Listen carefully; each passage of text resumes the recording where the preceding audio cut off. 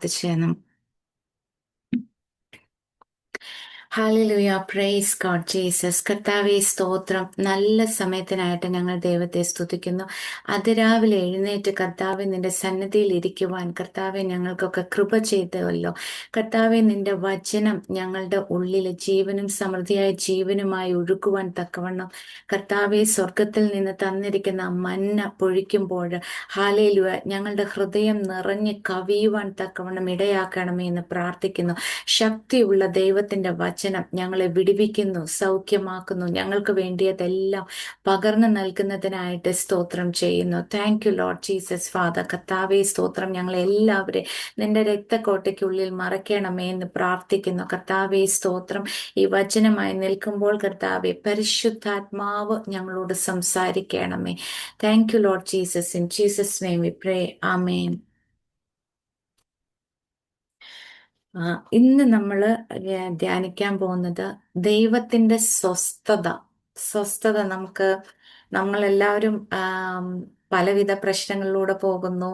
ഈ ലോകത്താണെങ്കിൽ ഒരു സ്വസ്ഥതയില്ല. നമ്മുടെ ജീവിതത്തിലും കുടുംബത്തിലും ഒക്കെ ആണെങ്കിൽ പല കാര്യങ്ങളാൽ നമുക്ക് സ്വസ്ഥത നഷ്ടപ്പെട്ടു പോകാനുള്ള സാധ്യതയുണ്ട്. രക്ഷിക്കപ്പെട്ടവർക്ക് സ്വസ്ഥത എപ്പോഴും കർത്താവിന്റെ സ്വസ്ഥതയിലാണ് നമ്മൾ ഇരുത്തിയിരിക്കുന്നത്. പക്ഷെ എന്നാലും എന്തുകൊണ്ട് നമുക്ക് സ്വസ്ഥത നഷ്ടപ്പെട്ടു പോകുന്നു?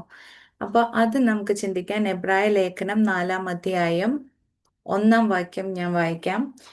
അവന്റെ സ്വസ്ഥതയിൽ പ്രവേശിപ്പാനുള്ള വാഗ്ദത്തം ശേഷിച്ചിരിക്കയാൽ നിങ്ങളിൽ ആർക്കെങ്കിലും അത് ലഭിക്കാതെ പോയി എന്ന് വരാതിരിപ്പാൻ നാം ഭയപ്പെടുക. ആ അവരെ പോലെ നാമും ഒരു സദ്വർത്തമാനം കേട്ടവർ ആകുന്നു. അപ്പോ അവന്റെ സ്വസ്ഥതയിൽ പ്രവേശിക്കാതിരിപ്പാൻ തക്കവണ്ണം അവര് പ്രവേശിച്ചില്ല. ഇസ്രായേൽ മക്കള് പ്രവേശിച്ചില്ല ആ ദൈവത്തിന്റെ സ്വസ്ഥതയിൽ. എന്തുകൊണ്ട്? അവർക്കൊരു വാഗ്ദത്തം ഉണ്ടായിരുന്നു. അവരെ സ്വസ്ഥതയിൽ പ്രവേശിപ്പിക്കും എന്ന വാഗ്ദത്തം ഉണ്ടായിരുന്നു. എന്തായിരുന്നു അവർക്ക് ദൈവം വെച്ചിരുന്ന സ്വസ്ഥത? അവർക്ക് ദൈവം വെച്ചിരുന്ന സ്വസ്ഥത നമുക്ക് ആവർത്തന പുസ്തകം 6-ന്റെ 10 തൊട്ട് വായിച്ചു കഴിഞ്ഞാല്, നിന്റെ ദൈവമായ യഹോവ നിനക്ക് തരുമെന്ന് അബ്രഹാം, ഇസഹാക്ക്, യാക്കോബ് എന്ന നിന്റെ പിതാക്കന്മാരോട് സത്യം ചെയ്ത ദേശത്തേക്ക് നിന്നെ കൊണ്ടുചെന്ന് നീ പണിയാത്ത വലുതും നല്ലതുമായ പട്ടണങ്ങളും നീ നിറയ്ക്കാത്ത സകല സമ്പത്തും നിറഞ്ഞിരിക്കുന്ന വീടുകളും നീ കുഴിക്കാത്ത കിണറുകളും നീ നട്ടുണ്ടാക്കാത്ത മുന്തിരിത്തോട്ടങ്ങളും ഒലിവ് തോട്ടങ്ങളും നിനക്ക് തരികയും നീ തിന്ന് തൃപ്തി പ്രാപിക്കുകയും ചെയ്യുമ്പോൾ നിന്നെ അടിമ വീടായ മിസ്രയീം ദേശത്ത് നിന്ന് കൊണ്ടുവന്ന് യഹോവയെ മറക്കാതിരിപ്പാൻ സൂക്ഷിച്ചുകൊള്ളുക. അപ്പോ ഇസ്രായേൽ മക്കൾക്ക് ദൈവം ഒരു സ്വസ്ഥത വെച്ചു. അടിമ വീടായ മിസ്രൈമിൽ നിന്ന് അവരെ കനാൻ ദേശത്തേക്ക് കൊണ്ടുവന്ന് അവരെ സ്വസ്ഥരാക്കാൻ ദൈവം ഒരു വാഗ്ദത്തം കൊടുത്തു. അപ്പോ ആ വാഗ്ദത്തം അവര് കേട്ടു. പക്ഷെ ഇവിടെ എഴുതിയിരിക്കുന്ന എന്താണ്? അവരെ പോലെ നാമും ഒരു സദ്വർത്തമാനം കേട്ടവരാകുന്നു. നമുക്ക് എവിടെയാണ് വാഗ്ദത്ത ദേശം? നമുക്ക് നിത്യതയാണ് നമ്മുടെ വാഗ്ദത്ത ദേശം. നിത്യമായ നിത്യതയിലാണ് നമ്മുടെ വാഗ്ദത്തം. പക്ഷേ നമ്മൾ ഈ ഭൂമിയിലായിരിക്കുമ്പോഴും ദൈവത്തിന്റെ സ്വസ്ഥത നമ്മൾ അനുഭവിക്കുന്നുണ്ടോ? ഇസ്രായേൽ മക്കൾക്ക് മിസ്രൈമിൽ അടിമത്തത്തിൽ നിന്ന് അവരെ വിടുവിച്ച് കനാൻ ദേശത്ത് സ്വസ്ഥമാക്കാം എന്ന് ദൈവം ഒരു വാഗ്ദത്തം അവർക്ക് കൊടുത്തു. നമ്മളെ കർത്താവ് നമുക്കും ഒരു വാഗ്ദത്തം ദൈവം തന്നു. അതായത് നിത്യതയിൽ നമ്മുടെ വാഗ്ദത്തം ഉണ്ട്, നിത്യമായ ഒരു സ്വസ്ഥത. പക്ഷെ ഈ ഭൂമിയിലായിരിക്കുമ്പോഴും നമുക്ക് ദൈവം ഈ സ്വസ്ഥത അനുഭവിക്കാൻ വെച്ചിട്ടുണ്ട്. പക്ഷേ ആ സ്വസ്ഥത നമ്മൾ എങ്ങനെയാ അനുഭവിക്കണേ? അല്ലെങ്കിൽ ഇസ്രായേൽ മക്കൾക്ക് എന്തുകൊണ്ടാണ് ആ സ്വസ്ഥതയിൽ ഇരിക്കാൻ അല്ലെങ്കിൽ പ്രവേശിക്കാൻ കഴിയാതെ പോയത്? അത് തന്നെ നമുക്കും വരാൻ സാധ്യതയുണ്ട്. അപ്പൊ അതെന്താണെന്ന് നമുക്ക് നോക്കാം. അതിന്റെ അടുത്ത വചനം വായിക്കുന്ന, എങ്കിലും കേട്ടവരിൽ വിശ്വാസമായി പരിണമിക്കായക കൊണ്ട് കേട്ട വചനം അവർക്ക് ഉപകാരമായി വന്നില്ല. അപ്പൊ അവര് വചനം കേട്ടു. ഏത് വാഗ്ദത്തം കേട്ടു? നമ്മളൊക്കെ ഒരുപാട് വാഗ്ദത്തം കേട്ടിരിക്കുന്ന ഇതൊക്കെ ഒന്ന് പ്രാപിച്ച് കിട്ടിയിരുന്നെങ്കിൽ നല്ലതായിരുന്നു, അല്ലേ? അപ്പോ ഈ വാഗ്ദത്തം പ്രാപിക്കണമെങ്കിലും നമ്മൾ കർത്താവിന്റെ സ്വസ്ഥത അനുഭവിക്കുമ്പോഴാണ് നമ്മൾ വാഗ്ദത്തം നമുക്ക് വാഗ്ദത്തം പ്രാപിക്കാൻ പറ്റുള്ളൂ. നമ്മളിങ്ങനെ അജിറ്റേറ്റഡ് ആയിട്ട് അയ്യോ അതെന്താ ഇതെന്താ മറ്റതെന്താ എന്നുള്ള രീതിയിൽ പോയി കഴിഞ്ഞാൽ നമുക്ക് ലഭിച്ച വാഗ്ദത്തങ്ങൾ നമുക്ക് പ്രാപിക്കാൻ പറ്റില്ല. നിത്യമായത് നമുക്ക് ഉണ്ട്, പക്ഷെ ഭൂമിയിലായിരിക്കുമ്പോഴും നമുക്ക് ദൈവം ചെയ്ത ഒരു വാഗ്ദത്തം ഉണ്ട്. ആ വാഗ്ദത്തം പ്രാപിക്കണമെങ്കിൽ ക്രിസ്തുവിന്റെ സ്വസ്ഥതയിൽ നമ്മൾ ആയിരുന്നെങ്കിൽ നമുക്ക് പ്രാപിക്കാൻ പറ്റുള്ളൂ. ഇവിടെ ഇസ്രായേൽ മക്കൾക്ക് പറ്റിയ കുഴപ്പം എന്തായിരുന്നു? അവർക്ക് കേട്ടവരിൽ വിശ്വാസമായി പരിണമിക്കാൻ വാഗ്ദത്തം കേട്ടു, പക്ഷേ അത് വിശ്വാസമായി പരിണമിക്കാത്തത് കൊണ്ട് അവർക്ക് അത് പ്രയോജനം ഉണ്ടായില്ല. നമ്മളും വാഗ്ദത്തങ്ങൾ കുറെ കേട്ടിട്ടുണ്ട്, പക്ഷെ അത് വിശ്വാസമായി പരിണമിക്കായികയാൽ നമുക്കും പ്രാപിക്കാൻ കഴിയാതെ പോയേക്കാം, അല്ലെ? അപ്പം ഇവിടെ ഇവർക്ക് എന്തുകൊണ്ട് അത് വിശ്വാസമായി പരിണമിക്കാതെ പോയത് എന്തുകൊണ്ടാണ് നോക്കാം. അതിന് നമുക്ക് 3:8, ഇന്ന് നിങ്ങൾ അവന്റെ ശബ്ദം കേൾക്കുന്നു എങ്കിൽ മരുഭൂമിയിൽ വെച്ച് പരീക്ഷാ ദിവസത്തിലെ മത്സരത്തിൽ എന്ന പോലെ നിങ്ങളുടെ ഹൃദയം കഠിനമാക്കരുത്. അപ്പൊ അവർക്ക് എന്തുകൊണ്ടാണ് വാഗ്ദത്തം പ്രാപിക്കാൻ കഴിയാതെ പോയത്? അവരുടെ വിശ്വാസം പോയി, പിന്നെ അവരുടെ ഹൃദയം കഠിനപ്പെട്ടു പോയി. എന്തുകൊണ്ടാണ് ഹൃദയകാഠിന്യം ഉണ്ടാവാനുള്ള സാധ്യത? എന്തുകൊണ്ടാണ്? അവര് മിസ്രൈമിൽ നിന്ന് ഇറങ്ങിയപ്പോ അവർക്ക് ദൈവം അവര് ദൈവത്തിൽ വിശ്വസിക്കാൻ തക്കവണ്ണം കുറെ അത്ഭുതങ്ങൾ ദൈവം ചെയ്തു, അല്ലെ? ഗോഷൻ ദേശത്ത് അവരായിരുന്നപ്പം അവര് ഒഴിച്ച് ബാക്കി മിസ്രൈം ദേശം മൊത്തം ബാധകളെ വരുത്തി. പക്ഷെ എന്നാ ഇസ്രായേൽ മക്കൾക്ക് ഒരു ബാധയും അവരെ തൊടാതെ സൂക്ഷിച്ചു. ഈ അത്ഭുതങ്ങളെല്ലാം കണ്ടു. മോശയിലൂടെ ഈ അത്ഭുതങ്ങൾ നടക്കുന്നതൊക്കെ ഇസ്രായേൽ മക്കൾ കണ്ടു. അവരിൽ ഒരാൾ പോലും ഒരു ബാധ തട്ടാതെ അവരെ പുറത്തു കൊണ്ടുവന്നു, സമ്പത്തോടു കൂടി പുറത്തു കൊണ്ടുവന്നു. പിന്നെ അതിനുശേഷം റെഡ് സീയുടെ മുമ്പിൽ വന്നു കഴിഞ്ഞ് അവിടെയും ദൈവം ലോകത്ത് ഇന്ന് വരെ നടക്കാത്ത അത്ഭുതങ്ങളും ചെയ്തു. എന്നിട്ടും ഇത്രയും വലിയ അത്ഭുതങ്ങൾ ചെയ്തിട്ടും അവരുടെ ഹൃദയം കഠിനമായിപ്പോയി. നമ്മളും ഒന്ന് ചിന്തിച്ചു നോക്കിയാൽ നമ്മുടെ ജീവിതത്തിലും ദൈവം ഒരുപാട് അത്ഭുതങ്ങൾ ചെയ്യുന്നു, പക്ഷെ പ്രസന്റ് ഒരു ട്രബിള് നമ്മുടെ മുമ്പിൽ വരുമ്പോഴേക്കും നമ്മുടെ വിശ്വാസം കെട്ടുപോകുന്നത് എങ്ങനെയാണ്? അത് ദൈവത്തിന് ഇഷ്ടമല്ല. അത് കഠിന ഹൃദയം, അതായത് നമുക്ക് ആ ഒരു കഠിന ഹൃദയം വരുന്നത് കൊണ്ടാണ് നമുക്ക് അവിശ്വാസം, നമുക്ക് ലഭിച്ച വാഗ്ദത്തം നമുക്ക് പ്രാപിക്കാൻ കഴിയാത്ത വണ്ണം നമ്മുടെ കഠിന ഹൃദയം ഉണ്ടാക്കുന്നു. അപ്പൊ അവരുടെ ഹൃദയം കഠിനമായി പോയതുകൊണ്ട് അവിടെ വെച്ച് നിങ്ങളുടെ പിതാക്കന്മാർ എന്നെ പരീക്ഷിച്ച് 40 ആണ്ട് എന്റെ പ്രവൃത്തികളെ കണ്ടിട്ടും എന്നെ ശോധന ചെയ്തു. പിന്നെ ദൈവത്തിന് എങ്ങനെ കോപം വരാതിരിക്കും? 40 ആണ്ട് ദൈവം പ്രവർത്തികളെ കാണിച്ചു കൊടുത്തിട്ടും, ദൈവത്തിന്റെ പ്രവർത്തികളെ കാണിച്ചു കൊടുത്തിട്ടും അവർക്ക് വിശ്വാസം ഇല്ല. അപ്പോഴും പിറുപിറുപ്പ് മാത്രമേ ഉള്ളൂ. നമ്മളെ ദൈവം ഇരുട്ടിന്റെ അധികാരത്തിൽ നിന്ന് വിടുവിച്ച് വെളിച്ചത്തിന്റെ മക്കളാക്കി വെച്ചിരിക്കുവാണ്. നമുക്ക് സകല ആത്മീയ അനുഗ്രഹങ്ങളും ദൈവം തന്നിട്ടുണ്ട്. ഇനി ഈ ഭൂമിയിൽ നിങ്ങൾ കർത്താവ് എന്റെ സ്വസ്ഥതയിൽ നിങ്ങൾ ഇരിക്കാൻ ആ കർത്താവ് നമ്മളെ വിളിച്ചിരിക്കുന്നത്. പക്ഷേ നമ്മൾ ഈ ഭൂമിയിലായിരിക്കുന്നത് കൊണ്ടും ജഡത്തിലായിരിക്കുന്നത് കൊണ്ടും നമുക്ക് പല കാര്യങ്ങളിൽ സ്വസ്ഥത അനുഭവിക്കാൻ പറ്റുന്നില്ല. നമ്മുടെ ഹൃദയത്തിനകത്തും കാഠിന്യമുണ്ട്, അല്ലേ? ഇത് ലോക മനുഷ്യരോടായിരുന്നു ഇത് സംസാരിക്കണമെങ്കിൽ കുഴപ്പമില്ലായിരുന്നു. ഓക്കെ, അവർക്ക് കഠിന ഹൃദയം ഉണ്ട്, അത് അവിശ്വാസം ഉണ്ട്, കഠിന ഹൃദയം ഉള്ളത് കൊണ്ടാണ് അവർ രക്ഷിക്കപ്പെടാത്തെന്ന് പറയാം. ഇത് സഭയോടാ സംസാരിക്കുന്നത്. സഭയോട് പറയുമ്പോൾ എന്താണ്? അപ്പൊ നമുക്കും കഠിന ഹൃദയം ഉണ്ടായി, അവിശ്വാസമുള്ള ദുഷ്ടഹൃദയം വന്ന് സത്യദൈവത്തെ ത്യജിച്ചു കളയാനുള്ള സാധ്യതയുണ്ട്. അതാണ് പൗലോസ് ഇവിടെ പറയുന്ന വാർണിങ്. അപ്പൊ ഇത്രയും അത്ഭുതങ്ങളൊക്കെ ചെയ്തിട്ടും അവർക്ക് ദൈവത്തിൽ ഒരു വിശ്വാസം വന്നില്ല. ഇനി ദൈവം അത്ഭുതം പ്രവർത്തിക്കും, ദൈവം ഞങ്ങളെ നടത്തും, ആ വാഗ്ദത്വം ഞങ്ങൾ പ്രാപിക്കും, ദൈവമാണ് ഞങ്ങളെ അതിലോട്ട് നടത്തുന്നതെന്നുള്ള ഇത്രയും അത്ഭുതങ്ങൾ ചെയ്തിട്ടും അവർക്ക് വിശ്വസിക്കാൻ പറ്റിയില്ല. അപ്പൊ അവന്റെ പ്രവർത്തികളെ കണ്ടിട്ടും എന്നെ ശോധന ചെയ്തു. അതുകൊണ്ട് എനിക്ക് ആ തലമുറയോട് നീരസം ഉണ്ടായി. അപ്പൊ ദൈവത്തിന് നമ്മളോട് നീരസം ഉണ്ടായ വാഗ്ദത്തം പ്രാപിക്കാൻ പറ്റില്ല. അപ്പം നമ്മള് അവിശ്വാസമുള്ള ദുഷ്ടഹൃദയം ഈ ലോകത്തിലുള്ള യാത്രയിൽ എപ്പോ വേണമെങ്കിലും അത് വന്നേക്കാം. അവിശ്വാസമുള്ള ദുഷ്ടഹൃദയം, നമ്മൾ രക്ഷിക്കപ്പെട്ടു എന്ന് കരുതി നമുക്ക് അവിശ്വാസമുള്ള ദുഷ്ടഹൃദയം ഉണ്ടാകില്ല എന്ന് നമ്മൾ ചിന്തിക്കരുത്. കാരണം ഇത് പൗലോസ് സഭയോടാ സംസാരിക്കണത്. അപ്പൊ അവിശ്വാസമുള്ള ദുഷ്ടഹൃദയം ഉണ്ടാക്കാൻ നമ്മൾ ജഡത്തിലാണ് നടക്കുന്നതെങ്കിൽ തീർച്ചയായിട്ടും അവിശ്വാസമുള്ള ദുഷ്ടഹൃദയം ഉണ്ടാകും. അതുകൊണ്ട് വിശ്വാസത്തിൽ, കാഴ്ചയാലല്ല നമ്മൾ നടക്കുന്നത്, വിശ്വാസത്താലാണ് നമ്മൾ നടക്കുന്നത്. വിശ്വാസത്താൽ ആ യാത്ര പൂർത്തിയാക്കിയാൽ മാത്രമേ നമുക്ക് നിത്യമായ വാഗ്ദത്തം മാത്രമല്ല, ഈ ഭൂമിയിലുള്ള വാഗ്ദത്വം പ്രാപിക്കണമെങ്കിൽ വിശ്വാസത്താലുള്ള യാത്ര നമ്മൾ നടക്കണം. അപ്പൊ കുറച്ച് നമ്മൾ പ്രോബ്ലംസ് ഒക്കെ വരുമ്പോൾ കുറച്ച് കഴിയുമ്പോഴേക്കും, ഇപ്പം ഇസ്രായേൽ മക്കളെ നോക്കുവാണെങ്കിൽ മരുഭൂമിയിൽ എത്തിയപ്പോഴാണ് അവർക്ക് ശരിക്കും അവരുടെ കഠിന ഹൃദയം പുറത്തു വന്നത്. അവര് വാഗ്ദത്തം കേട്ടു, ആദ്യമൊക്കെ മോശയുടെ കൂടെ പുറത്ത് ഇറങ്ങി അവര് വന്നു. പക്ഷെ മരുഭൂമിയിൽ എത്തിയപ്പം അവർക്ക് ഇഷ്ടമുള്ള ഭക്ഷണമൊന്നും കിട്ടുന്നില്ല, മീറ്റ് കിട്ടുന്നില്ല, പിന്നെ വെള്ളം കിട്ടുന്നില്ല. പല കാര്യങ്ങള് വന്നു കഴിഞ്ഞപ്പോഴേക്കും അവരുടെ ഹൃദയ കാഠിന്യമാണ് പുറത്തു വന്നത്. എന്നാൽ ദൈവം നടത്തിയത് അവർക്ക് ഓർമ്മയില്ല.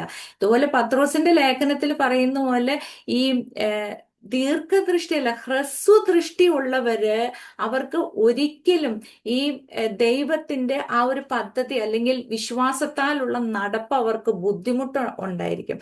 അപ്പൊ നമുക്കും ഇതുപോലെ തന്നെ ഇരുട്ടിന്റെ അധികാരത്തിൽ നിന്നും നമ്മളെ വിടുവിച്ച് വെളിച്ചത്തിന്റെ മക്കളാക്കി വെച്ചിരിക്കുക. സകല ആത്മീയ അനുഗ്രഹങ്ങളാലും നമ്മൾ അനുഗ്രഹിച്ചിരിക്കുക. പക്ഷെ വിശ്വാസത്താൽ നടന്നാലേ ആ വാഗ്ദത്തത്തിലോട്ട് നമുക്ക് എത്താൻ പറ്റുള്ളൂ. ഒരിക്കലും ജഡപ്രകാരം നടന്നാൽ നമുക്ക് വാഗ്ദത്തത്തിൽ എത്താൻ പറ്റില്ല. അപ്പൊ ഇസ്രായേൽ മക്കള് ആ മരുഭൂമിയിലൂടെ നടക്കുമ്പോ സമയാസമയത്ത് അവര് കിടന്ന് പരാതിയും പിറുപിറുപ്പും എല്ലാം, ദൈവം അത്ഭുതങ്ങളെ ചെയ്തിട്ടും അതിന് നന്ദിയുള്ള ഹൃദയമില്ലാതെ, അല്ലെങ്കിൽ അവരുടെ ഹൃദയം കഠിനപ്പെട്ട് കൂടുതൽ കൂടുതൽ കഠിനപ്പെട്ടു പോയതല്ലാതെ അവർക്ക് ഒരിക്കലും ദൈവത്തിന് നീരസം ഉണ്ടാക്കാൻ മാത്രമേ അവരെ കൊണ്ട് പറ്റുള്ളൂ. ഇതുപോലെ നമ്മളും അങ്ങനെ ദൈവത്തിന് നീരസം ഉണ്ടാക്കാൻ സാധ്യതയുണ്ട്. നമുക്കും കഠിന ഹൃദയം ഉണ്ടാകാൻ സാധ്യത ഉള്ളത് കൊണ്ട് പൗലോസ് ഇവിടെ പറയുവാണ്, അവൻ അവർ എപ്പോഴും തെറ്റിപ്പോകുന്ന ഹൃദയമുള്ളവരെന്നും എന്റെ വഴികളെ അറിയാത്തവരെന്നും ഞാൻ പറഞ്ഞു. അപ്പോ ഈ കൂട്ടര് തെറ്റിപ്പോകുന്ന, നമ്മളും തെറ്റിപ്പോകുന്ന ഹൃദയമുള്ളവരാകാൻ സാധ്യതയുണ്ട്. കാരണം ഈ ജഡത്തിൽ ഇരിക്കുന്നതുകൊണ്ട്, പാപജഡത്തിൽ ഇരിക്കുന്നത് കൊണ്ട് നമുക്കും ഈ തെറ്റിപ്പോകുന്ന ഹൃദയം ഉള്ളത് കൊണ്ട് ദൈവത്തിന്റെ വഴികളെ അറിയാതെ പോകാൻ സാധ്യതയുണ്ട്.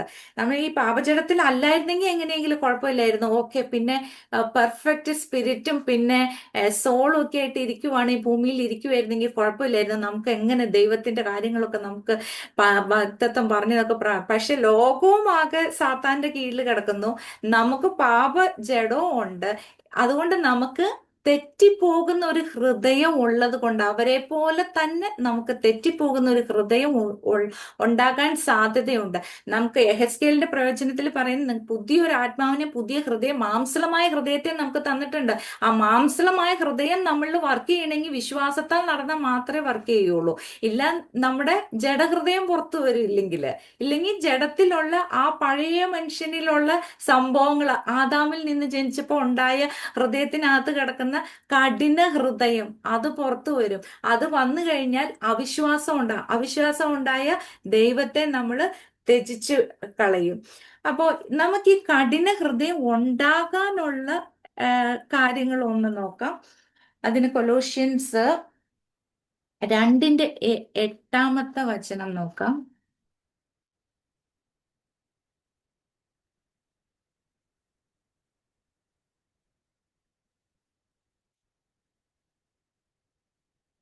തത്വജ്ഞാനവും വെറും വഞ്ചനയും കൊണ്ട് ആരും നിങ്ങളെ കവർന്നു കളയാതിരിപ്പാൻ സൂക്ഷിപ്പീൻ. അത് മനുഷ്യരുടെ സമ്പ്രദായത്തിന് ഒത്തവണ്ണം ലോകത്തിന്റെ ആദ്യ പാഠങ്ങൾക്ക് ഒത്തവണ്ണമല്ലാതെ ക്രിസ്തുവിന് ഒത്തവണ്ണമുള്ളതല്ല.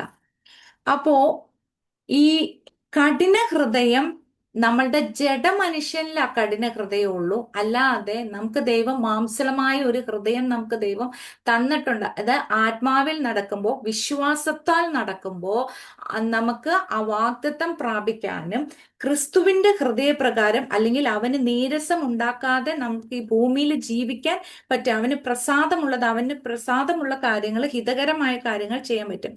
അപ്പോ ഈ നമ്മളുടെ കഠിന ഹൃദയം ഉണ്ടാക്കാനുള്ള കാര്യങ്ങളിൽ തത്വജ്ഞാനം, ഈ തത്വജ്ഞാനം എന്ന് പറഞ്ഞാൽ നമുക്കറിയാം ഫിലോസഫി, ഹ്യൂമൻ ഫിലോസഫീസിന് ഇപ്പൊ ഒരു ഉദാഹരണം പറയുവാണെങ്കിൽ, കയ്യൂക്കുള്ളവൻ കാര്യക്കാരൻ, നിനക്ക് ബുദ്ധി ഉണ്ടെങ്കിൽ നീ ഉന്നതിയിലെത്തും. ഇതൊക്കെ ലോകത്തിന്റെ ഓരോ ഫിലോസഫീസ് ആണ്, അല്ലെ? പക്ഷെ ദൈവരാജ്യത്തിൽ എങ്ങനെയാ വർക്ക് ചെയ്യണത്? ലോകം ഒത്തിരി കാര്യങ്ങൾ പറഞ്ഞിട്ടുണ്ട്.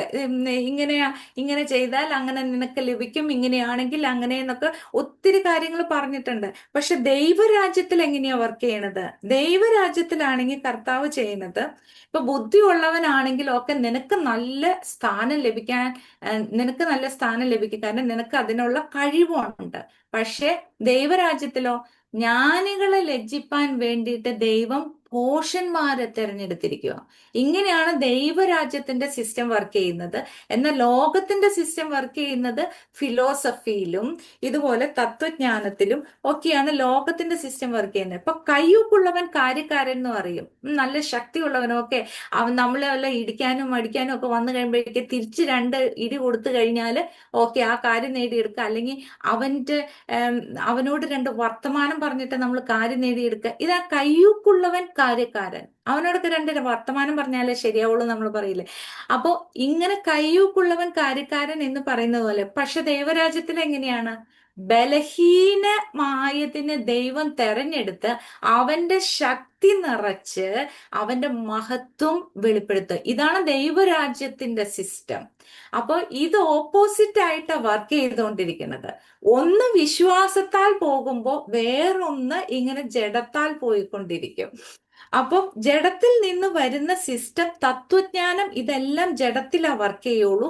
അപ്പൊ നമ്മൾ രക്ഷിക്കപ്പെട്ടതിന് ശേഷം ഈ തത്വജ്ഞാനം കെട്ടിപ്പിടിച്ചുകൊണ്ട് ഇരുന്ന് കഴിഞ്ഞാൽ നമുക്ക് ഒരിക്കലും വിശ്വാസത്താൽ വാഗ്ദത്തത്തിലോട്ട് എത്താൻ കഴിയില്ല. പിന്നീട് നമ്മൾ മനുഷ്യർക്ക് ഒത്തിരി സമ്പ്രദായം, ട്രഡീഷൻ ഉണ്ട്, കൾച്ചർ ഉണ്ട്, ഇങ്ങനെ ഒത്തിരി കാര്യങ്ങൾ. ഇപ്പൊ ഒരു കാര്യം നമ്മൾ നോക്കുക, നീ 10 നൊവേന ചൊല്ലിയാല് നിനക്ക് ഈ അനുഗ്രഹം ലഭിക്കും. ഇത് മനുഷ്യനുണ്ടാക്കിയ സമ്പ്രദായം അല്ലേ? ദൈവം ഉണ്ടാക്കി വെച്ച സമ്പ്രദായമാണോ? അല്ല. ഇങ്ങനെ പല കാര്യങ്ങള്, അല്ലെങ്കിൽ അവന് നീ കുറച്ച് പൈസ കൊടുത്ത് ഈ കാര്യങ്ങളൊക്കെ ഒന്ന് ശരിയാക്കി എടുക്കുക. ഇതെല്ലാം മനുഷ്യൻ ഉണ്ടാക്കി വെച്ചിരിക്കുന്ന സമ്പ്രദായങ്ങളാണ്. ഈ ലോകത്തിലെ സിസ്റ്റം ഇങ്ങനെയാ വർക്ക് ചെയ്തുകൊണ്ടിരിക്കുന്നത്. പക്ഷെ ദൈവം എന്താ ചെയ്യുന്നത്? ദൈവം പറയുന്നത്, നീ 10 നൊവേനല്ല, ദൈവത്തിൽ നമ്മൾ വിശ്വസിച്ച് നിന്റെ ഭാരമെല്ലാം ദൈവത്തിന്റെ കയ്യിൽ കൊടുക്കുക, അവൻ നിനക്ക് വേണ്ടി കരുതുന്നവനാകയാൽ, അല്ലേ? അപ്പൊ അവന്റെ കയ്യിൽ നമ്മൾ ഏൽപ്പിച്ച് കാത്തിരിക്കുമ്പോൾ, വിശ്വാസത്തോടെ നമ്മൾ കാത്തിരിക്കുമ്പോൾ അവൻ അതിന് നിവൃത്തി വരുത്തുക ചെയ്യുന്നത്. അല്ലാതെ നമ്മൾ ജഡത്തിൽ കാര്യങ്ങൾ നേടിയെടുക്കുമല്ല. രക്ഷിക്കപ്പെട്ടതിന് ശേഷം നമ്മൾക്ക് ഈ തത്വജ്ഞാനവും അതുപോലെ മനുഷ്യരുടെ സമ്പ്രദായത്തിലും ഒക്കെയാണ് നമ്മൾ ജീവിക്കുന്നതെങ്കിൽ നമുക്ക് വിശ്വാസപ്രകാരം വാഗ്ദത്തം പ്രാപിക്കാൻ കഴിയാതെ അവിശ്വാസമുള്ള ദുഷ്ടഹൃദയം ഉണ്ടാകാൻ സാധ്യതയുണ്ട്. വേറൊരു കാര്യം കൂടി പറഞ്ഞിരിക്കുന്നത്, ലോകത്തിന്റെ ആദ്യ പാഠങ്ങള് എന്താന്ന് വെച്ചപ്പോ നിങ്ങളൊക്കെ കേട്ടിട്ടുണ്ടോ, തെക്കോട്ട് തല വെച്ച് കിടക്കണം, അല്ലെ? എങ്ങനെ കേട്ടിട്ടുണ്ടോന്ന് എനിക്കറിയില്ല. എന്റെ പപ്പയൊക്കെ എപ്പോഴും പറയുന്ന തെക്കോട്ട് തല വെച്ച് കിടക്കണം എന്നൊക്കെ പറയും. പിന്നെ നമ്മൾ എന്താ പറയുന്ന, ഒരു പഠിക്കാൻ മേശ ഇടുമ്പോൾ ഇതൊക്കെ ഓരോ ദിശയിലോട്ട് തിരിച്ച് ഇട്ടില്ലെങ്കിൽ അങ്ങനെ പഠിത്തം മോശമായി പോകും.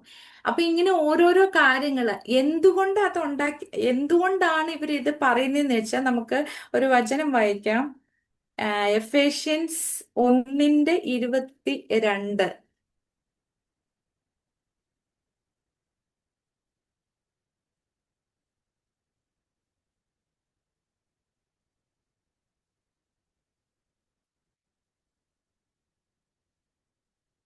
Sorry, Ephesians 2:2. അവയിൽ നിങ്ങൾ മുമ്പേ ഈ ലോകത്തിന്റെ കാലഗതിയെയും ആകാശത്തിലെ അധികാരത്തിനും അനുസരണക്കേടിന്റെ മക്കളിൽ ഇപ്പോൾ വ്യാപരിക്കുന്ന ആത്മാവിനും അധിപതിയായവനെയും അനുസരിച്ച് നടന്നു. അപ്പോ നമുക്ക് വീട്ടിലൊക്കെ ആണെങ്കിൽ ചിലപ്പോൾ ചോദിക്കാൻ പാടില്ലേ, നെഗറ്റീവായിട്ട് നമ്മൾ രാവിലെ എഴുന്നേറ്റ് വന്ന് മൂഡ് ഓഫ് ആയിട്ട് ഇരിക്കുകയാണെങ്കിൽ പറയും, എടി നീ ഇന്ന് എങ്ങോട്ടാ തല വെച്ച് കിടന്നത്, ഇന്ന് മൊത്തം ഇടത്തൂടാണല്ലോ എന്നൊക്കെ പറയുന്നുണ്ടല്ലോ. അപ്പൊ ഇങ്ങനെയുള്ളത് എല്ലാം, അതായത് ഇങ്ങനെ ചെയ്തില്ലെങ്കിൽ നമുക്ക് അതിന്റെ ശക്തി നമ്മളിൽ വന്ന് നമ്മളെ എന്താ പറയുന്നത്, ആ ഒരു ദിശയിൽ അല്ലെങ്കിൽ ആ ഒരു രീതിയിൽ നമ്മൾ നടന്നില്ലെങ്കിൽ, അല്ലെങ്കിൽ പള്ളി പോകുമ്പോൾ ഇപ്പൊ എന്റെ ഫാദർ പറഞ്ഞിട്ടുള്ള കാര്യമാണ്, അങ്ങോട്ട് പോയപ്പോ ഞാൻ പള്ളിയിൽ നേർച്ച ഇടാത്തത് കൊണ്ട് എനിക്ക് ഇങ്ങനെ ആപത്ത് പറ്റി. ഇങ്ങനെയുള്ള കാര്യങ്ങളൊക്കെ ഇതൊക്കെ എവിടെ നിന്ന് വരുന്നു? നമ്മള് വീണ്ടും ജനിച്ചവര് ഒരിക്കലും ഇത് പറയാൻ പാടില്ല, അയ്യോ ഞാൻ ഇന്ന് രാവിലെ എഴുന്നേറ്റ് പ്രാർത്ഥിച്ചില്ല അത് കാരണം കർത്താവ് നല്ല അടി തന്നു. നോ, നമ്മൾ ദൈവമക്കളാണ്, എപ്പോഴും നന്ദിയുള്ളവരാ. പ്രാർത്ഥിക്കാൻ കുത്തിയിരുന്ന് പ്രാർത്ഥിക്കാൻ ചിലപ്പോൾ സമയം കിട്ടണമെന്ന് നിർബന്ധമില്ല, എങ്കിലും എപ്പോഴും നന്ദിയുള്ള ഹൃദയത്തെ, നമുക്ക് എപ്പോഴും ഹൃദയത്തിൽ നന്ദിയുള്ളവരായ ദൈവത്തോട് സംസാരിച്ചുകൊണ്ടിരിക്കാൻ പറ്റും. നമ്മൾ ഈ അധിപതിയുടെ അധികാരത്തിലൊന്നും അല്ല ജീവിക്കുന്നത്, നമ്മൾ അതിൽ നിന്ന് ഇരുട്ടിന്റെ അധികാരമാണ് ഈ പറഞ്ഞ എഫേഷ്യൻസ് 2:2. അതിൽ നിന്നൊക്കെ നമ്മളെ വിടുവിച്ചിട്ട് നമ്മളെ വെളിച്ചത്തിന്റെ മക്കളാക്കി വെച്ചിരിക്കുവാണ്. അപ്പൊ ഇങ്ങനെയുള്ള കാര്യങ്ങൾ ഇതെല്ലാം ജഡത്തിന്റെ കാര്യങ്ങളാ. ഈ ജഡത്തിന്റെ കാര്യങ്ങൾ വീണ്ടും ജനിച്ചതിന് ശേഷം അത് വീണ്ടും നമ്മള് കൊണ്ടുപോയി കൊണ്ട് നടന്നാല് പിന്നീട് നമുക്ക് ഈ ജഡഹൃദയത്തിലായിരിക്കും നമ്മൾ പോകുന്നത്. വീണ്ടും ജനിച്ചതിന് ശേഷം ഇതൊന്നും വിട്ടുകളയാതെ നമ്മൾ കൊണ്ടുപോയി നടക്കുവാണെങ്കിൽ നമുക്ക് ഇതിന്റെ പ്രയാസങ്ങൾ ഉണ്ടാവും. അപ്പൊ നമുക്ക് ഒരു വചനം ഇതില് വായിക്കാം, എഫേഷ്യൻസ് 4:22.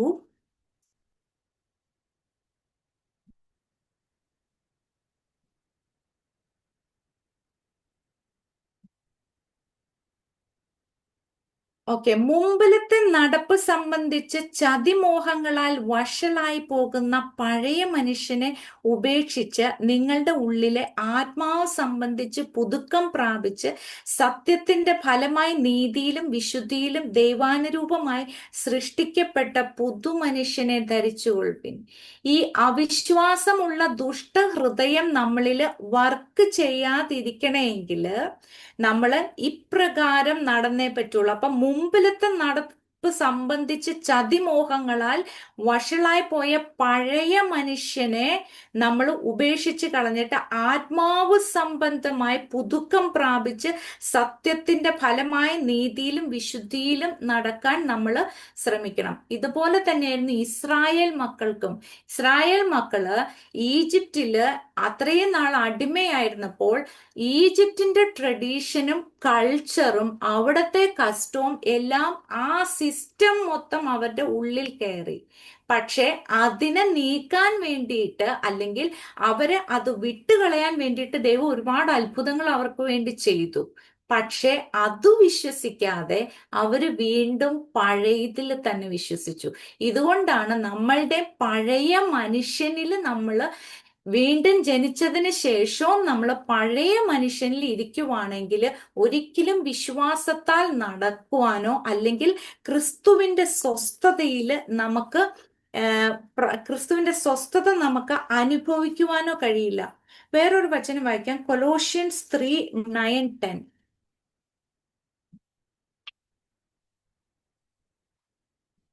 അതിനകത്ത് പറയണേ, നിങ്ങൾ പഴയ മനുഷ്യനെ അവന്റെ പ്രവൃത്തികളോട് കൂടെ ഉരിഞ്ഞു കളഞ്ഞ് തന്നെ സൃഷ്ടിച്ചവന്റെ പ്രതിമ പ്രകാരം പരിജ്ഞാനത്തിനായി പുതുക്കം പ്രാപിക്കുന്ന പുതിയ മനുഷ്യനെ ധരിച്ചിരിക്കുന്നുവല്ലോ. അപ്പൊ ഈ പുതിയ മനുഷ്യനെ ധരിച്ചിട്ട് നമ്മൾ പഴയ മനുഷ്യന്റെ നടക്കണമെങ്കിൽ നമുക്കും ക്രിസ്തുവിന്റെ സ്വസ്ഥത അനുഭവിക്കാൻ പറ്റില്ല. ക്രിസ്തുവിന്റെ സ്വസ്ഥത വിശ്വാസത്താൽ മാത്രമേ നമുക്ക് അനുഭവിക്കാൻ പറ്റുള്ളൂ. നമ്മളെ സ്വസ്ഥത അനുഭവിക്കാൻ ക്രിസ്തുവിലാക്കി വെച്ചിരിക്കുവാണ്. പക്ഷെ അത് വിശ്വാസത്താൽ മാത്രമേ നമുക്ക് ആ സ്വസ്ഥത ഇവിടെ അനുഭവിക്കാൻ പറ്റുള്ളൂ, അല്ലെ? അല്ലെങ്കിൽ നമ്മൾ അപ്പം ഈ അവിശ്വാസമുള്ള ദുഷ്ടഹൃദയം ഉണ്ടാകാനുള്ള കാരണങ്ങള് നമ്മൾ പഴയ മനുഷ്യനിൽ വീണ്ടും ജനിച്ചതിന് ശേഷം പഴയ മനുഷ്യനിൽ നടക്കണമെങ്കിൽ അവിശ്വാസമുള്ള ദുഷ്ടഹൃദയം എപ്പോ വേണമെങ്കിലും ഉണ്ടാവാൻ സാധ്യതയുണ്ട്. പിന്നെ പാപജഡത്തിൽ ഇരിക്കുന്നത് കൊണ്ട്. അപ്പൊ അതിനെ വിട്ടുകളഞ്ഞ് പുതുക്കം പ്രാപിച്ചുകൊണ്ടിരിക്കും തോറും നമുക്ക് ഈ വിശ്വാസത്തിൽ നടപ്പാന് ക്രിസ്തുവിന്റെ സ്വസ്ഥത നമുക്ക് അനുഭവിക്കുവാനുള്ള കൃപ ദൈവം തരുന്നു. ഇനി കർത്താവ് ഈ സ്വസ്ഥത എങ്ങനെയാണ് ആക്കി വെച്ചിരിക്കുന്നത് നമുക്ക് നോക്കാം. ക്രിസ്തു എങ്ങനെയാ നമുക്ക് സ്വസ്ഥത, അതൊരു വാഗ്ദത്തമായിട്ടാണ് നമ്മൾ വായിച്ചു.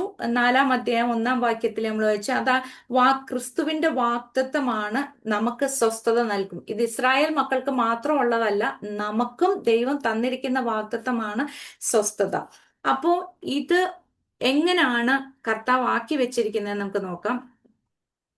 4-ാം അധ്യായം 3-ാം വാക്യം, വിശ്വസിച്ചവരായ നാമല്ലോ സ്വസ്ഥതയിൽ പ്രവേശിക്കുന്നത്. അപ്പൊ പിന്നെ സ്വസ്ഥതയിൽ പ്രവേശിക്കാൻ ഒരൊറ്റ വഴിയേ ഉള്ളൂ, വിശ്വസിക്കുക.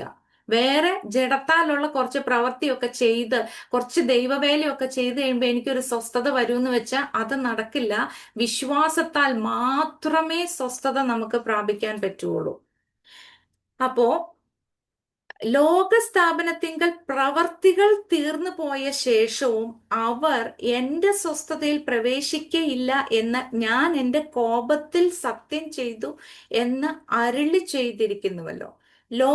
ലോകസ്ഥാപനത്തിങ്കൽ പ്രവർത്തികൾ തീർന്നു പോയ ശേഷം എന്താണ് ലോകസ്ഥാപനത്തിങ്കൽ പ്രവർത്തികൾ തീർന്നു പോയ ശേഷം എന്ന് പറയുന്നത്? കർത്താവ് ഇപ്പൊ പ്രവർത്തിക്കുന്നില്ലേ? കർത്താവ് എപ്പോഴും പ്രവർത്തിച്ചുകൊണ്ടിരിക്കുകയല്ലേ? പ്രവർത്തികൾ ശേഷം 6 ദിവസം ദൈവം സൃഷ്ടിപ്പ് നടത്തിയിട്ട് 7-ാമത്തെ ദിവസം ശബത്ത് റെസ്റ്റ് ചെയ്തു. അപ്പൊ അതാണ് 6 ദിവസം ദൈവം സൃഷ്ടിപ്പ് നടത്തിയുള്ളൂ. പിന്നെ ഉള്ളത് എല്ലാം ആ സൃഷ്ടിപ്പിൽ നിന്ന് മനുഷ്യൻ കണ്ടുപിടിക്കുന്ന ഇൻവെൻഷൻസും ഡിസ്കവറീസും ഒക്കെ മാത്രമേ ഉള്ളൂ. അല്ലാതെ മനുഷ്യന് സൃഷ്ടിക്കാനുള്ള കഴിവില്ല. അപ്പൊ ദൈവം 6 ദിവസം സൃഷ്ടിപ്പ് നടത്തിയതിനു ശേഷം 7-ാം ദിവസം സ്വസ്ഥനായി. അവരെന്റെ സ്വസ്ഥതയിൽ പ്രവേശിക്കുകയില്ലെന്ന് ഞാൻ എന്റെ കോപത്തിൽ സത്യം ചെയ്തു എന്ന് അരുളി ചെയ്തിരിക്കുന്നല്ലോ. ഇത് ഇസ്രായേൽ മക്കളോട് പറഞ്ഞത് നമ്മൾ വായിച്ച്. 7-ാം നാളിൽ ദൈവം തന്റെ സകല പ്രവർത്തികളിൽ നിന്ന് നിവൃത്തനായി എന്ന് 7-ാം നാളിനെ കുറിച്ച് ഒരേയിടത്ത് പറഞ്ഞിരിക്കുന്നു. ഇതെവിടെയാ പറഞ്ഞേക്കണേ? ഇത് ഉൽപ്പത്തി പുസ്തകത്തിൽ പറഞ്ഞിട്ടുണ്ട്. ഓക്കെ, 7-ാം നാളിൽ ദൈവം സ്വസ്ഥനായിരിക്കുന്നു. എന്റെ സ്വസ്ഥതയിൽ അവർ പ്രവേശിക്കയില്ല എന്ന് ഇവിടെ പിന്നെയും അരുളി ചെയ്യുന്നു. ഓക്കെ, 7-ാം നാളില് ദൈവം സ്വസ്ഥമായിരിക്കുന്നു. ഇനി എന്റെ സ്വസ്ഥതയിൽ അവർ പ്രവേശിക്കയില്ലെന്ന് ഇസ്രായേൽ മക്കളോട് പറഞ്ഞതാണ്. അതുകൊണ്ട് ചിലർ അതിൽ പ്രവേശിപ്പാൻ ഇട ശേഷിച്ചിരിക്കയാലും മുമ്പേ സദ്വർത്തമാനം കേട്ടവർ അനുസരണക്കേട് നിമിത്തം പ്രവേശിക്കാതെ പോകയാലും ഇത്ര കാലത്തിന്റെ ശേഷം ദാവീദ് മുഖാന്തരം ഇന്ന് അവന്റെ ശബ്ദം കേൾക്കുന്നുവെങ്കിൽ നിങ്ങളുടെ ഹൃദയം കഠിനമാക്കരുത് എന്ന് മുമ്പേ പറഞ്ഞതുപോലെ ഇന്ന് എന്നൊരു ദിവസം പിന്നെയും നിശ്ചയിക്കുന്നു. ഇതൊക്കെ എന്താ അല്ലേ എഴുതിയേക്കണത്? ഓക്കെ, അപ്പൊ ഇത് എന്താ പറയുന്ന വെച്ചാൽ കർത്താവ് ഇസ്രായേൽ മക്കൾക്ക് വാഗ്ദത്തം ചെയ്തു സ്വസ്ഥത നൽകുമെന്ന്. ആ സ്വസ്ഥത നമുക്കും ദൈവം വാഗ്ദത്തം ചെയ്തിരിക്കുകയാണ്. ഓക്കെ, അവർക്ക് കൊടുക്കാമെന്ന് പറഞ്ഞ സ്വസ്ഥത, അവർക്ക് കനാൻ ദേശത്ത് കൊണ്ടുവന്ന് ഒരു സ്വസ്ഥത കൊടുക്കാമെന്നാണ് കർത്താവ് പറഞ്ഞത്. അതോടുകൂടി ആ സ്വസ്ഥത തീർന്നു പോയിരുന്നു എങ്കില് പിന്നെ നമുക്കൊക്കെ സ്വസ്ഥതയുണ്ടോ? ഇല്ല. പക്ഷെ ആ സ്വസ്ഥത ഇന്ന് എന്നൊരു ദിവസം കർത്താവ് വെച്ചിരിക്കുവാണ്. അപ്പൊ നമ്മളും അതിനകത്തോട്ട് ക്രിസ്തുവിന്റെ സ്വസ്ഥതയിലോട്ട് പ്രവേശിക്കാൻ വെച്ചിരിക്കുന്നു കൊണ്ടാണ് ദാവീദ് അതെല്ലാം യോശുവയോട് പറഞ്ഞു. യോശുവ അവർക്ക് സ്വസ്ഥത വരുത്തിയതിനു ശേഷം പിന്നെയും ദാവീദ് പറയുകയാണ് ഇന്ന് എന്നൊരു ദിവസം. ആ ഇന്ന് എന്നൊരു ദിവസം വെച്ചില്ലായിരുന്നെങ്കിൽ നമുക്കൊന്നും ക്രിസ്തുവിന്റെ സ്വസ്ഥതയിൽ പ്രവേശിക്കാൻ പറ്റില്ലായിരുന്നു. അപ്പൊ ദൈവം അങ്ങനെ ഒരു വാഗ്ദത്തം എന്നേക്കുമായിട്ട് വെച്ചിരിക്കുവാണ്. മുമ്പേ പറഞ്ഞതുപോലെ ഇന്ന് എന്നൊരു ദിവസം പിന്നെയും നിശ്ചയിക്കുന്നു. ഓക്കെ, ഇത് നമുക്ക് ഉൽപ്പത്തി പുസ്തകമായിട്ടൊന്ന് വെച്ച് നോക്കാം. ഉൽപ്പത്തി പുസ്തകത്തില് 1-ാം അധ്യായത്തില് അതിന്റെ ഒരു 5-ാം വാക്യത്തിന്റെ അവസാനം സന്ധ്യയായി ഉഷസ്സുമായി 1-ാം ദിവസം. അപ്പോ ആ, സന്ധ്യ ഉഷസ് ഒന്നാം ദിവസം അവിടെ കഴിഞ്ഞു. ഇനി രണ്ടാമത് 8-ാം വാക്യം വായിക്കുവാണെങ്കിൽ അതിന്റെ അവസാനം സന്ധ്യയായി ഉഷസ്സായി രണ്ടാം ദിവസം. പിന്നെ 13-ാം വാക്യം വായിക്കുവാണെങ്കിൽ സന്ധ്യയായി ഉഷസ്സായി മൂന്നാം ദിവസം. 19-ാം വാക്യാണെങ്കിൽ സന്ധ്യയായി ഉഷസ്സായി നാലാം ദിവസം. 23-ാം വാക്യം സന്ധ്യയായി ഉഷസ്സായി അഞ്ചാം ദിവസം. ഇനി 6-ാം ദിവസം 31-ാം വാക്യം സന്ധ്യയായി ഉഷസ്സുമായി ആറാം ദിവസം. ഓക്കെ, അപ്പൊ 6 ദിവസത്തിലും സന്ധ്യയായി ഉഷസ്സായി ആറാം ദിവസം. ഇനി 2-ാം അധ്യായം 3-ാം വാക്യം വായിക്കുവാണെങ്കിൽ താൻ സൃഷ്ടിച്ചുണ്ടാക്കിയ സകല പ്രവൃത്തിയിൽ നിന്നും അന്ന് നിവർത്തനായത് കൊണ്ട് ദൈവം 7-ാം ദിവസത്തെ അനുഗ്രഹിച്ച് ശുദ്ധീകരിച്ചു. അവിടെ എവിടെയെങ്കിലും സന്ധ്യയായി ഉഷസ്സായി എന്ന് എഴുതിയിട്ടുണ്ടോ? ഇല്ല. അപ്പോ ഈ 7-ാം ദിവസം ദൈവം അന്ന് ആ റെസ്റ്റ് പറഞ്ഞത് ഇന്നുവരെ ഓപ്പൺ ചെയ്തിരിക്കുവാണ്. എപ്പോ സന്ധ്യയായി ഉഷസ്സായി എന്ന് പറയുന്നോ അപ്പൊ നമ്മൾ ക്രിസ്തുവിനോട് കൂടെ ചേർക്കപ്പെടും. അവന്റെ സ്വസ്ഥത ഈ ഭൂമിയിൽ നിന്ന് എടുക്കപ്പെടും, പിന്നീടില്ല. അപ്പൊ ബാക്കി എല്ലാ ദിവസങ്ങളും കംപ്ലീറ്റ് ആയി. സന്ധ്യയായി ഉഷസ്സായി ആറാം ദിവസം, സന്ധ്യയായി ഉഷസ്സായി അഞ്ചാം ദിവസം, സന്ധ്യയായി ഉഷസ്സായി നാലാം ദിവസം, മൂന്നാം ദിവസം, ഇതെല്ലാം കംപ്ലീറ്റഡാ. പക്ഷേ 7-ാം ദിവസം ആ റെസ്റ്റ് ദൈവം അന്ന് തുറന്നത് ഇന്നുവരെ. അത് ഇസ്രായേൽ മക്കൾക്ക് വാഗ്ദത്തമായി കനാൻ ദേശമായിട്ട് കൊടുത്തെങ്കിൽ ഇന്ന് നമുക്ക് ക്രിസ്തുവിൽ അതിന്റെ സ്വസ്ഥത വെച്ചിരിക്കുകയാണ്. അപ്പൊ ഇന്ന് വരെ, ഇന്ന് എന്ന ശബ്ദം കേൾക്കുമ്പോൾ ഇന്നും ആ സ്വസ്ഥതയിൽ പ്രവേശിക്കാൻ തക്കവണ്ണം ദൈവം അത് ഓപ്പൺ ആക്കി വെച്ചിരിക്കുക. അപ്പൊ ഇത് എത്ര വലിയ 7-ാം ദിവസം ഇത്രയും വലിയൊരു ദിവസമായിട്ടാണ് ദൈവം വെച്ചിരിക്കുന്നത്. അത് ഇതുവരെ ക്ലോസ് ചെയ്തിട്ടില്ല. അപ്പൊ ഈ സ്വസ്ഥതയിലോട്ടാണ് ദൈവം നമ്മളെ വിളിച്ചിരിക്കുന്നത്. ഈ സ്വസ്ഥത, ഇത്രയും വലിയ ഒരു രക്ഷയാണ് ദൈവം നമ്മൾ ഒരുക്കി വെച്ചിരിക്കുന്നത്. ഈ രക്ഷയ്ക്കകത്ത് കയറി കഴിഞ്ഞാൽ പിന്നെ നമ്മൾ വിശ്വാസത്താൽ ആ സ്വസ്ഥത അനുഭവിച്ചുകൊണ്ടിരിക്കാനാണ് ദൈവം നമ്മളെ വിളിച്ചിരിക്കുന്നത്. ഇത് പക്ഷെ വിശ്വാസത്താൽ മാത്രമേ ഈ സ്വസ്ഥത, ഏത് ട്രയൽസ് വന്നാലും ടെസ്റ്റ് വന്നാലും എന്ത് പ്രയാസങ്ങൾ വന്നാലും നമുക്ക് ക്രിസ്തുവില് വിശ്വാസത്താൽ ആ സ്വസ്ഥത അനുഭവിക്കുവാൻ ദൈവം നമുക്ക് കൃപ തന്നിട്ടുണ്ട്. കാരണം കൃപാസനത്തിന് മുമ്പാകെ നമുക്ക് എപ്പോ വേണമെങ്കിലും വരുവാൻ തക്കവണ്ണം കർത്താവ് നമുക്ക് കൃപ ചെയ്തിരിക്കുവാണ്. അതുകൊണ്ട് പണ്ടത്തെ മാതിരി കനാൻ ദേശത്തിൽ പ്രവേശിച്ചതിന് ശേഷമല്ല നമ്മൾ സ്വസ്ഥത അനുഭവിക്കുന്നത്. ഇപ്പോ ക്രിസ്തുവിലായിരിക്കുമ്പോൾ തന്നെ, ഈ ഭൂമിയിലായിരിക്കുമ്പോൾ തന്നെ ക്രിസ്തുവിൽ നമ്മളെ ആക്കി വെച്ചിരിക്കുന്നത് കൊണ്ട് വിശ്വാസത്താൽ നമുക്ക് സ്വസ്ഥത അനുഭവിക്കുവാൻ കർത്താവ് കൃപ ചെയ്തിരിക്കുവാണ്.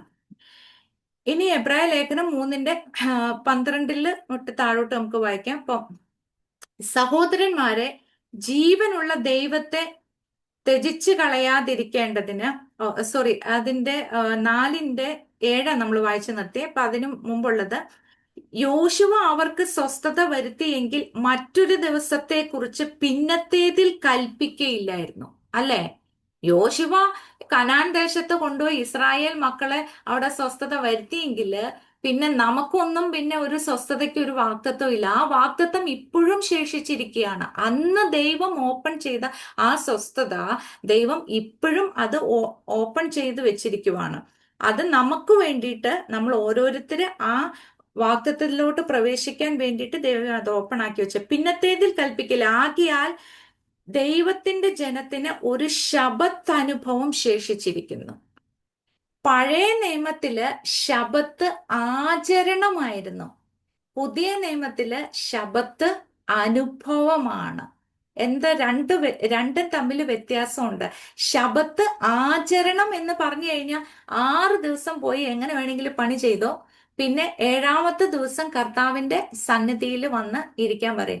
കാരണം ഈ ശബത്ത് ആചരിക്കുക എന്ന് പറയുന്നത് ജഡമനുഷ്യനോടാ പറഞ്ഞത് ശബത്ത് ആചരിക്കാൻ. കാരണം നമ്മളിപ്പോ ഒരു 365 ദിവസവും ദൈവത്തിന്റെ മുമ്പിൽ പോയി ഇരിക്കുക എന്ന് പറഞ്ഞാൽ നടക്കുന്ന, കാരണം ആത്മാവില്ലാതെ ആർക്കും ദൈവസന്നിധിയിൽ ഇരിക്കാനും പറ്റില്ല. അപ്പൊ ഈ ജഡ മനുഷ്യരോട് പറയുവാണ് 6 ദിവസം പോയി പണി ചെയ്ത, എന്നിട്ട് ഒരു ദിവസം ദൈവസന്നിധിയിൽ ഇരിക്കാൻ പറഞ്ഞു. അതാണ് ശബത്ത് ആചരിക്കലായിരുന്നു പഴയ നിയമത്തില്. പക്ഷെ പുതിയ നിയമത്തില് ശബത്ത് അനുഭവമാ. എപ്പോഴും ക്രിസ്തുവിനെ അനുഭവിച്ചുകൊണ്ടിരിക്കുക, എപ്പോഴും ക്രിസ്തുവിന്റെ അടുക്കൽ നമ്മളെ സ്വർഗ സ്ഥലങ്ങളിൽ ക്രിസ്തുവിൽ നമ്മളെ ഇരുത്തിയിരിക്കുന്നത് കൊണ്ട് എപ്പോഴും ക്രിസ്തുവിന്റെ സ്വസ്ഥത, സമാധാനം, സന്തോഷം, വിശ്വാസത്താൽ ഇതെല്ലാം നമുക്ക് അനുഭവിക്കാൻ കർത്താവ് അവൈലബിൾ ആക്കി വെച്ചിരിക്കുവാണ്. അപ്പൊ പഴയ നിയമം പോലെയല്ല, ഈ പുതിയ നിയമത്തിൽ നമുക്ക് ശബത്ത് അനുഭവമാകണം. ശബത്ത് എന്ന് പറഞ്ഞാൽ നമ്മൾ ആഴ്ചയിൽ ഒരിക്കൽ പള്ളി പോയി കർത്താവിനെ ആരാധിച്ച് സ്തുതിച്ചു വരുന്നതല്ല. ശബത്ത് എന്ന് പറഞ്ഞ് കർത്താവിൽ റെസ്റ്റ് ചെയ്യുന്നതിനെയാ നമ്മൾ ശബത്ത് എന്ന് പറയുന്നത്. അല്ലാതെ ആഴ്ചയിൽ ഒരു ദിവസം പള്ളി പോയി കർത്താവ് എനിക്ക് കുറച്ച് സമാധാനം കിട്ടിയ അതല്ല. അത് നമ്മൾ പോണം. അത് നമ്മൾ കൂട്ടായ്മ ഒരിക്കലും വേണ്ടാന്ന് വെക്കരുത്. കൂട്ടായ്മയും ശബത്തും തമ്മിൽ വ്യത്യാസമുണ്ട്. ശബത്ത് നമ്മൾ എപ്പോഴും അനുഭവിച്ചുകൊണ്ടിരിക്കുക, ക്രിസ്തുവിൽ നമ്മൾ അനുഭവിച്ചുകൊണ്ടിരിക്കുവാണ് ശബത്ത്. അപ്പോ ഇനി 3:12 വരാം. സഹോദരന്മാരെ, ജീവനുള്ള ദൈവത്തെ ത്യജിച്ചു കളയാതിരിക്കേണ്ടതിന് അവിശ്വാസമുള്ള ദുഷ്ടഹൃദയം നിങ്ങളിൽ ആർക്കും ഉണ്ടാകാതിരിപ്പാൻ നോക്കുവിൻ. അപ്പൊ നമ്മൾ രക്ഷിക്കപ്പെട്ടതിന് ശേഷവും നമ്മൾ ജഡപ്രകാരം നടക്കുന്നു എങ്കിൽ അവിശ്വാസമുള്ള ദുഷ്ടഹൃദയം നമ്മളിൽ ഇങ്ങനെ ഉണ്ടാവും. അങ്ങനെ ജീവനുള്ള ദൈവത്തെ ത്യജിച്ചു കളയാനുള്ള സാധ്യതയുണ്ട്. അപ്പോ നമുക്കറിയാലോ, റോമർക്ക് എഴുതിയ ലേഖനം 12:1-2 നമുക്കറിയാം. മനസ്സ് പുതുക്കി രൂപാന്തരപ്പെട്ടുകൊണ്ടിരിക്കണം. ഇപ്പൊ നമ്മൾ വായിച്ച വചനങ്ങളാണ്. പഴയ മനുഷ്യനെ ഉരിഞ്ഞു കളഞ്ഞിരിക്കുന്ന പുതിയ മനുഷ്യനെ ധരിച്ചുകൊള്ളുവിൻ എന്ന് പറഞ്ഞിട്ടുണ്ട്. ഇങ്ങനെ നടന്നാൽ മാത്രമേ നമുക്ക് വിശ്വാസത്താൽ നടന്ന വാഗ്ദത്തത്തിലോട്ട് കയറാൻ പറ്റുള്ളൂ, അല്ലെങ്കിൽ വാഗ്ദത്തത്തെ പ്രാപിക്കാൻ പറ്റുള്ളൂ. ഈ ഭൂമിയിൽ നമുക്ക് തന്നിരിക്കുന്ന വാഗ്ദത്തം പ്രാപിക്കാനും വിശ്വാസത്താൽ മാത്രമേ പ്രാപിക്കാൻ പറ്റുള്ളൂ. പ്രവൃത്തി ചെയ്ത് ഒന്നും നടക്കൂല. ഒരു കാര്യവും പ്രവൃത്തി കൊണ്ട് നമുക്ക് നേടാൻ പറ്റില്ല. നിങ്ങൾ ആരും പാപത്തിന്റെ ചതിയാൽ കഠിനപ്പെടാതിരിക്കേണ്ടതിന് ഇന്ന് എന്ന് പറയുന്നിടത്തോളം നാൾതോറും അന്യോന്യം പ്രബോധിപ്പിച്ചുകൊള്ളുവിൻ. അപ്പോ നമ്മളിപ്പോ ഈ കൂട്ടായ്മയിൽ വന്നിരിക്കുന്ന എന്തിനാ? രാവിലെ എഴുന്നേറ്റ് 3 മണിക്ക് എഴുന്നേറ്റ് ഉറക്കം അളച്ചിരിക്കുന്നത് എന്തിനാ? നമുക്ക് അവിശ്വാസമുള്ള ഒരു ദുഷ്ടഹൃദയം ഉണ്ടാകരുത്. അന്യോന്യം പ്രബോധിപ്പിച്ചുകൊണ്ടിരിക്കണം. നമ്മളൊക്കെ ജഡത്തിൽ ഇരിക്കുന്നതുകൊണ്ട് എപ്പോഴും ചിലപ്പോൾ നിരാശ വരാം, വീണു പോകാം, പല രീതിയിൽ അങ്ങനെ വന്നേക്കാം. അപ്പൊ ഈ പാപത്തിന്റെ ചതിക്കുഴിയിൽ പെട്ടു പോകാതിരിക്കാൻ വേണ്ടി നമ്മൾ എപ്പോഴും അന്യോന്യം പ്രബോധിപ്പിച്ചുകൊണ്ടിരിക്കണം. അപ്പൊ നമ്മുടെ ഉള്ളിലെ വിശ്വാസം വർക്ക് ചെയ്യും. ആ പഴയ മനുഷ്യനെ വിട്ടുകളഞ്ഞിട്ട് ആത്മമനുഷ്യൻ ശക്തിയോടെ ഇതല്ലായിരുന്നു, മറ്റതല്ലേ. അതാണ് ഈ കൂട്ടായ്മയിൽ നമുക്ക് കിട്ടുന്ന ഒരു കാര്യം. അതാണ് നമ്മൾ ഒറ്റയ്ക്കിരുന്നൊക്കെ കുറെ പ്രാർത്ഥിച്ചും എല്ലാ കാര്യങ്ങളും നമുക്ക് ഒത്തിരി കാര്യങ്ങൾ ഉണ്ടെങ്കിലും നമ്മൾ താന്നു പോകുന്ന നമുക്ക് പിടിക്കാൻ പറ്റില്ല, ഞാൻ കയറി വരാൻ പറ്റില്ല എന്നൊക്കെ തോന്നുന്ന സമയത്ത് കൂട്ടായ്മയിലാവുമ്പോൾ നമുക്ക് എന്താ പറയുക, അന്യോന്യം പ്രബോധിപ്പിച്ചുകൊണ്ടിരിക്കുമ്പോ അത് നമുക്ക് ആ വിശ്വാസത്തെ വർദ്ധിപ്പിച്ച് വിശ്വാസത്തിൽ ഓടാൻ സാധ്യത. അപ്പൊ ഇന്ന് എന്ന് കേൾക്കുമ്പോ അപ്പൊ നമ്മൾ ഇന്നലെ വീണു, ഇനി അങ്ങനെ തന്നെ അങ്ങ് പോകാം. കർത്താവ് ഇനി എപ്പോഴാണോ കാര്യങ്ങളൊക്കെ ശരിയാക്കണത്, ശരിയാവോന്ന് എനിക്ക് അറിയാൻ പാടില്ല, എന്തായി തീരും എന്നൊക്കെ നമ്മൾ ഇങ്ങനെ നീട്ടി കൊണ്ടുപോകേണ്ട ആവശ്യമില്ല. വിശ്വാസത്താൽ ആ പ്രബോധനം കേട്ട് കഴിയുമ്പോൾ നമ്മളുടെ അത് മാറിപ്പോയിട്ട് നമുക്ക് വാഗ്ദത്തത്തെ പ്രാപിക്കാൻ തക്കവണ്ണം കർത്താവ് കൃപ ചെയ്യും. അപ്പൊ അന്യോന്യം പ്രബോധിച്ചു കൊള്ളുവിൻ. ആദ്യ വിശ്വാസം അവസാനത്തോളം മുറുകെ പിടിച്ചുകൊണ്ടാൽ നാം ക്രിസ്തുവിൽ പങ്കാളികളായി തീർന്നിരിക്കുന്നവർ. അപ്പൊ ആദ്യ വിശ്വാസം നമ്മൾ പിടിച്ചുകൊള്ളണം. ഇത് പിടിക്കാനാ ഭയങ്കര ബുദ്ധിമുട്ട്. ഈ ആദ്യ രക്ഷിക്കപ്പെടുന്ന സമയത്തൊക്കെ നമുക്ക് എന്തല്ലേ ഭയങ്കര ഇന്റൻസ് തീവ്രത, ദൈവത്തോടുള്ള സ്നേഹം അതിഭയങ്കരമായ സ്നേഹമാണ്. ഇസ്രായേൽ മക്കളും അത്ഭുതങ്ങളും ഒക്കെ അടയാളങ്ങളും ഒക്കെ കണ്ട ഇറങ്ങിയത്. പക്ഷെ മരുഭൂമിയിൽ വന്നപ്പോ കഠിനഹൃദയായിപ്പോയി. ഇതുപോലെ തന്നെ നമ്മളും ഇറങ്ങി പുറപ്പെടുമ്പോ ശരി, ആ വിശ്വാസം, ആദ്യ വിശ്വാസം ഒക്കെ ഭയങ്കരമായിരിക്കും. എനിക്ക് കർത്താവിനെ മാത്രം മതി, വേറെ ഒന്നും വേണ്ട. പിന്നെ ട്രയൽസ്, ടെസ്റ്റ്, ടെംപ്ടേഷന്, ഇതൊക്കെ നമ്മുടെ മരുഭൂമി അവസ്ഥ, ഇതെല്ലാം ഒറ്റപ്പെട്ട അവസ്ഥകള്, റിജക്ഷൻസ്, ഇതെല്ലാം വരുമ്പോഴേക്കും നമുക്കും നമ്മുടെ വിശ്വാസം താഴെ പോയി പിന്നെ ഒരു ജഡഹൃദയം പൊങ്ങി വരും. കഠിന ഹൃദയം നമ്മളിൽ വന്നിട്ട് നമുക്ക് ദൈവത്തിൽ തന്നെ അകന്നു പോകുവാനുള്ള സാധ്യതയുണ്ട്. അപ്പൊ പൗലോസ് പറയണ ആദ്യ വിശ്വാസം അവസാനത്തോളം മുറുകെ പിടിച്ചാലാ നമുക്ക് ക്രിസ്തുവിനോട് പങ്കാളിത്തം ഉണ്ടാവുള്ളൂ. അപ്പൊ അത് വിശ്വാസത്താൽ, പിന്നെ അന്യോന്യം പ്രബോധിപ്പിക്കുക. നമുക്ക് വേറെ ഒരു രീതിയിലും നമുക്ക് ഈ സ്വസ്ഥത അനുഭവിക്കാൻ പറ്റില്ല. കാരണം നമ്മൾ നിൽക്കുന്ന ഒരു ലോകം അങ്ങനെ ആയതുകൊണ്ട്, ഈ ഈ ലോകം സാത്താന്റെ അടിമത്തത്തിൽ കിടക്കുന്നു. നമ്മൾക്കൊരു പാപ ജഡമുണ്ട്. അതിൽ നിന്ന് കർത്താവ് വിടുവിച്ച് നമ്മളെ വെളിച്ചത്തിന്റെ മക്കളാക്കി വെച്ചിരിക്കുകയാണെങ്കിലും വിശ്വാസത്താൽ മാത്രമേ നമുക്ക് ദൈവത്തിന്റെ സകല കാര്യങ്ങളും ആക്സസിബിൾ ആയിട്ടുള്ളൂ. ബാക്കി നമ്മളെ എത്ര ജഡത്തിൽ നമ്മൾ എത്ര നന്മ ചെയ്താലും ഈ സ്വസ്ഥത നമുക്ക് ലഭിക്കില്ല. ക്രിസ്തുവിന്റെ സ്വസ്ഥത നമുക്ക് ലഭിക്കണമെങ്കിൽ വിശ്വാസത്താൽ മാത്രമേ.